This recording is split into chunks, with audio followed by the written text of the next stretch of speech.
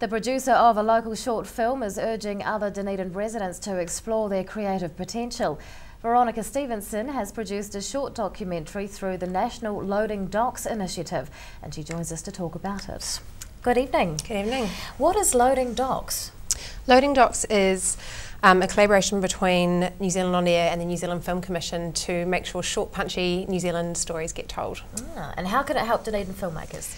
Well, it's an open call. So essentially, Loading Docks puts out a call for entries, and you put forward the idea for a short film, and then a selection gets picked of 10, and they're around a theme. So last year the theme was home, and this year the theme's connection. What are the benefits that come with production of local content? It brings really great talent down here.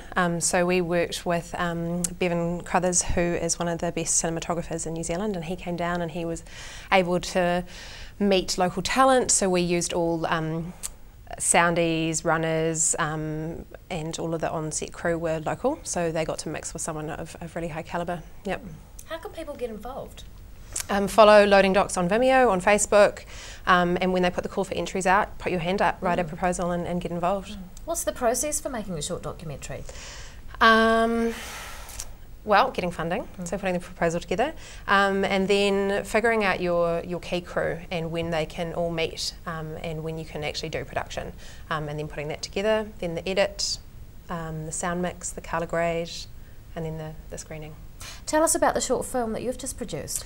Wilberforce is about performance wrestler William McDougall and his alter ego Wilberforce, aka the King, and his rise from his current state to returning to being his best self, and the struggle and the journey that goes.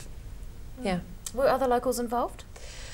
Ollie Lux is the director, and he was another graduate of the MSI Masters in Filmmaking at university with me.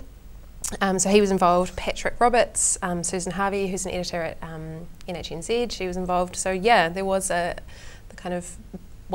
network of filmmakers in New Zealand, everyone was involved. How difficult was it to condense a documentary into 3 minutes? It was really hard. In fact, Ollie is convinced we're going to make something bigger and better with the footage, and Bevan was already really keen. Like we were down here and we were working together, and he was like, "This is a much bigger story. Wilbur is an amazing character, and it deserves to have a bigger." So it could be a launch pad. What do you hope the viewers take away from your documentary? Looking out for your friends, what you can actually do to help a friend in a dark place.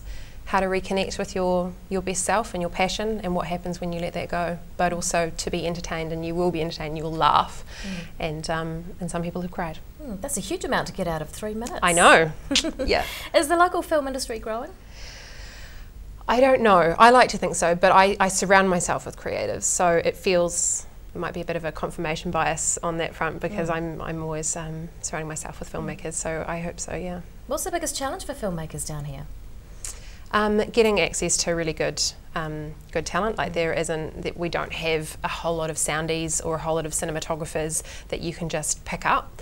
You do have to fly them down, and that increases your budget costs and things like that. So I think that's quite a major problem, having the talent here. What's the next project on the boil? I'm actually applying for some funding for the New Zealand On Air web series, and working with a local director here called Scott Mowat, Elwyn Productions, sorry, and yeah, you might have to wait until I get funding to launch that one. Film producer Veronica Stevenson, thank you very much for your time. Thank you.